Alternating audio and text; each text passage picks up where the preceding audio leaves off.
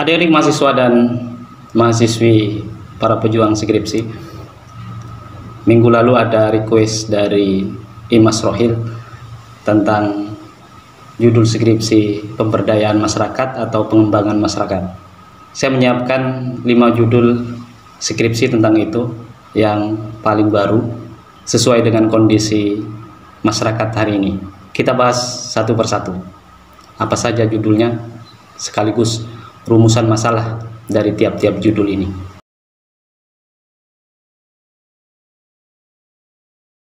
Judul yang pertama ini, partisipasi pedagang pasar tradisional terhadap gerakan UMKM Go Online untuk pemberdayaan ekonomi kerakyatan. Studi kasus di pasar tradisional.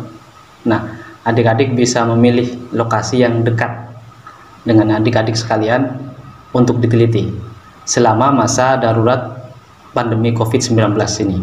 Gerakan UMKM Go Online ini sudah digalakkan oleh pemerintah paling tidak sejak 2018, dan kita menghadapi pandemi paling tidak di 2020. Ini yang paling signifikan ya. Sampai dengan saat ini kita melihat bagaimana partisipasi. Adakah kenaikan partisipasi karena kondisinya sekarang tidak memungkinkan bagi para pedagang untuk leluasa ya, meskipun beberapa tempat atau pedagang sembako itu diperbolehkan, tetapi saya yakin jumlahnya akan semakin sedikit orang yang akan datang ke pasar, sehingga kita ingin tahu apakah kondisi ini akan meningkatkan partisipasi para pedagang di pasar untuk memasarkan dagangannya di pasar-pasar online atau aplikasi-aplikasi yang disediakan oleh pasar atau oleh pemerintah. Nah, pertanyaan penelitiannya yang bisa dirumuskan dari judul ini, yang pertama, bagaimana partisipasi atau tingkat partisipasi kalau mau ditambahkan pedagang pasar tradisional terhadap gerakan UMKM Go Online di pasar A atau pasar lokasi di mana adik-adik memilih objek penelitian, yang jelas di pasar tradisional selama masa pandemi COVID ini. Yang kedua, apakah gerakan UMKM Go Online ini menjadi alternatif yang memberdayakan bagi pedagang di pasar yang lokasinya dipilih oleh teman-teman itu.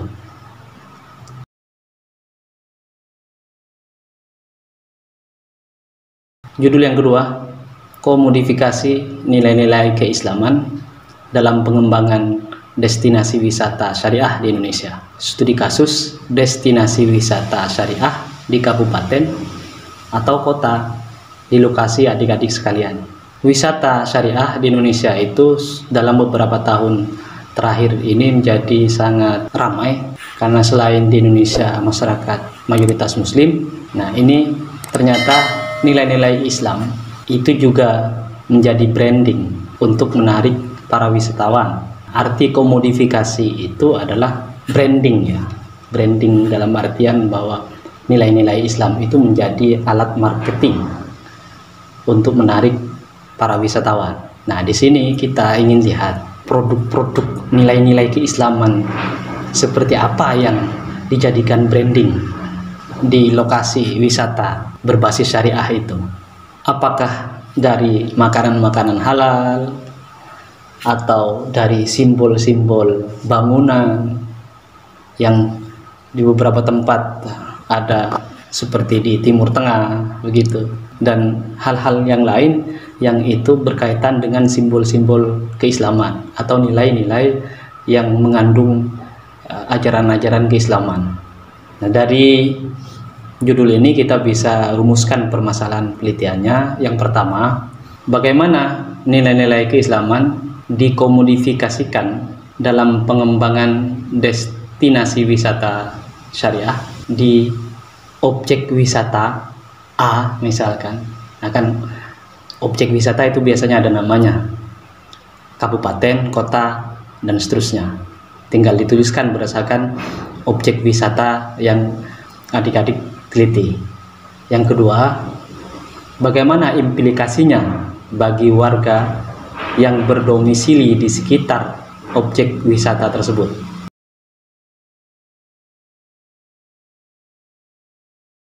Yang ketiga ini khusus tentang peran perempuan, yakni peran perempuan dalam menciptakan ketahanan ekonomi keluarga pada masa darurat pandemi COVID-19. Studi kasus ini khusus ya, studi kasus pada kepala keluarga korban PHK.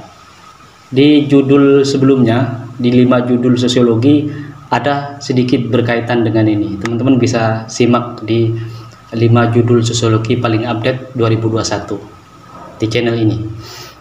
Nah, bedanya di sini khusus tentang bagaimana peranan perempuan itu menopang perekonomian keluarga bagi kepala keluarganya yang menjadi korban PHK di masa pandemi ini.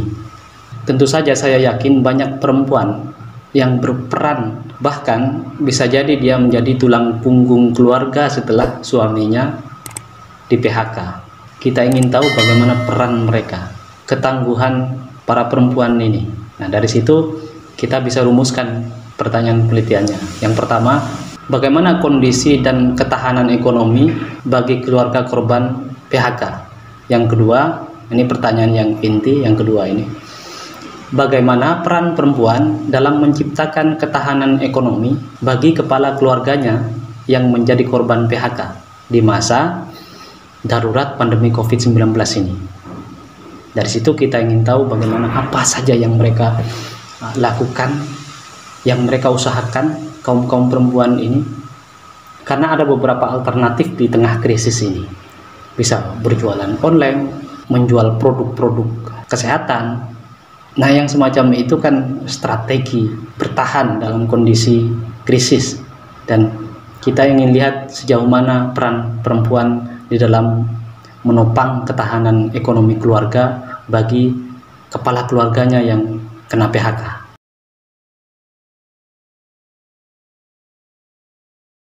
Judul yang keempat ini, partisipasi masyarakat dalam pengelolaan BUMDes atau Badan Usaha Milik Desa untuk pemberdayaan ekonomi masyarakat di desa A, atau A-nya ini adik-adik tinggal ganti sesuai dengan lokasi penelitian yang dipilih di desa adik-adik sekalian. Nah, di desa dalam beberapa tahun ini diberikan keleluasaan untuk membuat badan usaha milik desa yang itu dikelola oleh desa itu sendiri dan mesti melibatkan masyarakat, sehingga masyarakat ikut berpartisipasi aktif. Nah, dari sini kita ingin tahu bagaimana partisipasi masyarakat itu sebagai sasaran dari BUMDes ini. Selain itu, kita juga ingin tahu aset dan pengelolaan dana di dalamnya, sehingga transparan bagi masyarakat di desa tersebut. Karena image tentang pengelolaan keuangan, pengelolaan aset-aset desa dari dulu masih miring ya.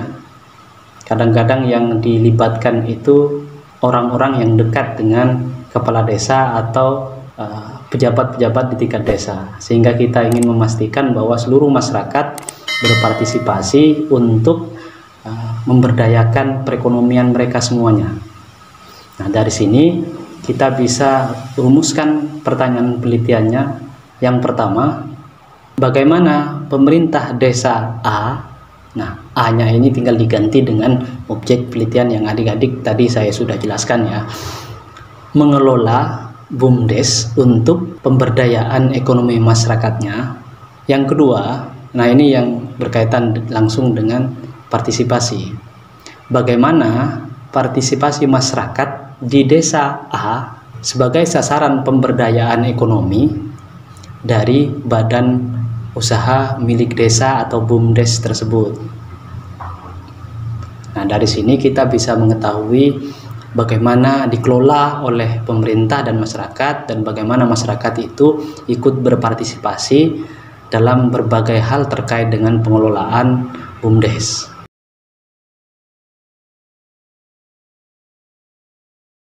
Judul yang terakhir ini, pengembangan wawasan moderasi beragama untuk menanamkan nilai-nilai kebangsaan terhadap mahasiswa di lembaga dakwah kampus. Tujuannya apa? Ini kalau untuk khusus di UIN, YYN atau STAIN, wawasan moderasi beragama itu menjadi wajib karena masyarakat dalam beberapa tahun terakhir ini banyak porak-poranda konflik karena persoalan-persoalan keagamaan, sehingga Kementerian Agama itu membuat program bahwa setiap kampus YYN, UIN atau STAIN itu harus ada kajian tentang moderasi beragama.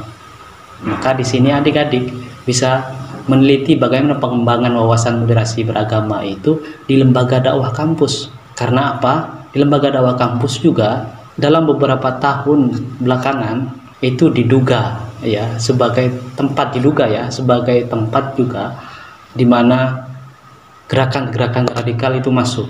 Di sini juga ingin memastikan bahwa lembaga dakwah kampus itu menjadi media yang mengembangkan nilai-nilai moderasi beragama. Nah, dari situ kita bisa rumuskan pertanyaan penelitiannya.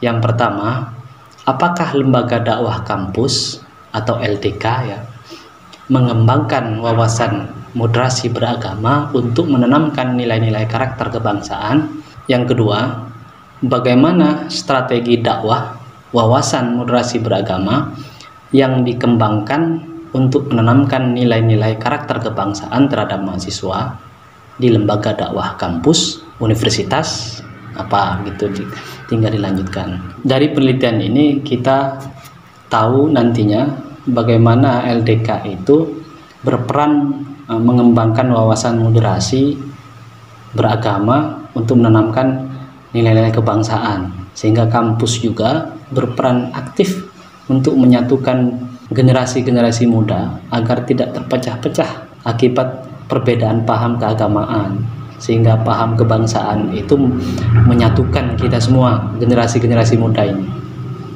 Nah, itu dia 5 judul skripsi terbaru tentang pemberdayaan atau pengembangan masyarakat yang bisa diteliti, diangkat di dalam skripsi adik-adik sekalian.